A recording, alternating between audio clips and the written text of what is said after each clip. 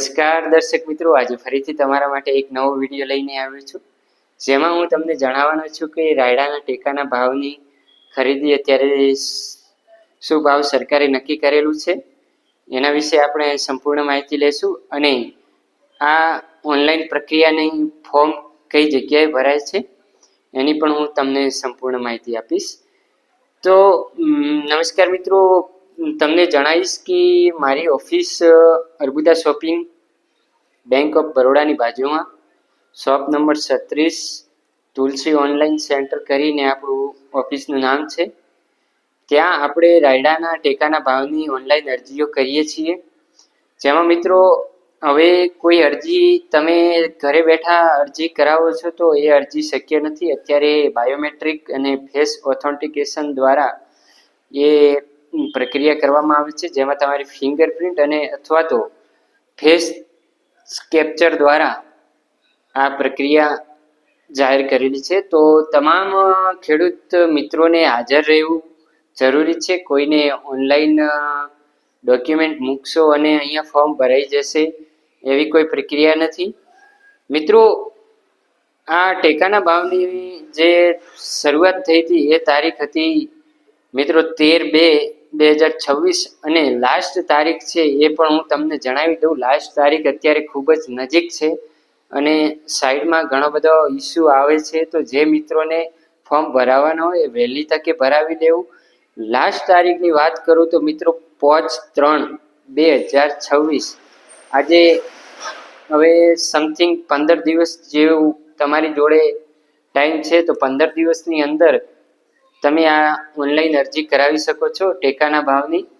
મિત્રો, ટેકાના ભાવની વાત કરું તો સરકાર દ્વારા 1240 રૂપિયા પ્રતિ મણ ભાવ જાહેર કરવામાં આવેલું છે.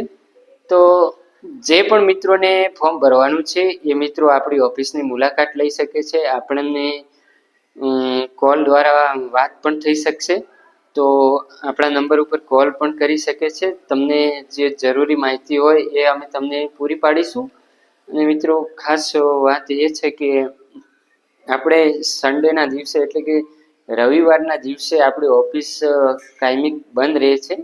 તો મિત્રો, ખાસ કરીને તમે આગ્રહ રાખો કે સોમવારથી લઈ અને શુક્રવાર સુધી તમે આ અરજી પ્રક્રિયા પૂરી કરી શકો એ હિસાબે તમે આપણી ઓફિસની મુલાકાત લઈ અને તમારા જરૂરી ડોક્યુમેન્ટની પણ વાત હું તમને આ સાથે સાથે કરી દઉં. જરૂરી ડોક્યુમેન્ટ તમારા રહેશે આધાર કાર્ડ, બેંક પાસબુકની ઝેરોક્સ અને ઉતારા પણ મિત્રો આપણી જોડે નીકળી જશે. જેના પાસે ઉતારા નથી તો એ ઉતારા પણ આપણી અહીંયા ઓફિસેથી નીકાળી આપવામાં આવશે.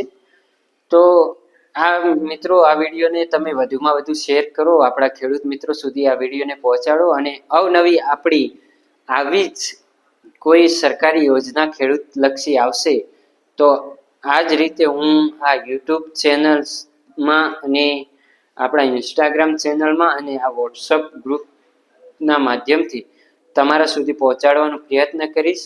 તો મિત્રો, તમારું પણ એક ફરજ છે કે તમારા સર્કલમાં કે તમારા સગા સંબંધીમાં કોઈ યોજનાથી વંચિત ન રહી જાય, એટલા માટે આ કામ તમારું છે કે આ વિડીયોને વધુમાં વધુ શેર કરો અને વધુમાં વધુ લોકોને આપણા માર્ગદર્શન હેઠળ લાવો, જેથી કરીને કોઈ વંચિત ના રહી જાય, કોઈ યોજનાથી વંચિત ના રહી જાય. ઘણી બધી યોજનાઓ અત્યારે ચાલુ હોય છે, તો ઘણા બધા ખેડૂતોને ખબર નથી હોતી. તો આપણે એવી કોશિશ કરીશું કે જે પણ યોજના સરકાર દ્વારા જે જાહેર કરવામાં આવે છે, રાજ્ય સરકાર દ્વારા કે ગુજરાત સરકાર દ્વારા જે પણ યોજનાઓનું જાહેરાત કરવામાં આવે છે, તમામ યોજનાઓનું અમે અમારાથી બનતી મહેનત કરીને તમારા સુધી પહોંચાડવાનો પ્રયત્ન કરીશું.